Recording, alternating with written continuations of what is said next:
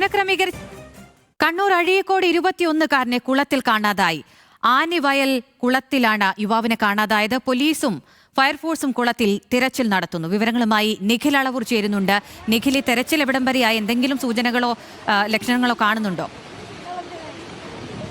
ഇന്ന് രാവിലെ 10 മണിയോടുകൂടി അഴീക്കോട് ആനിവയൽ കുളത്തിൽ കാണാതായ 21-കാരന് വേണ്ടിയുള്ള തിരച്ചിൽ ഇപ്പോഴും ഫയർഫോഴ്സും പോലീസും ചേർന്ന് തുടരുകയാണ്. ഇതുവരെയും ആളെ കണ്ടെത്താൻ സാധിച്ചിട്ടില്ല. 10 മണിയോടുകൂടിയാണ് 4 പേർ ഈ കുളം എത്തിയത്.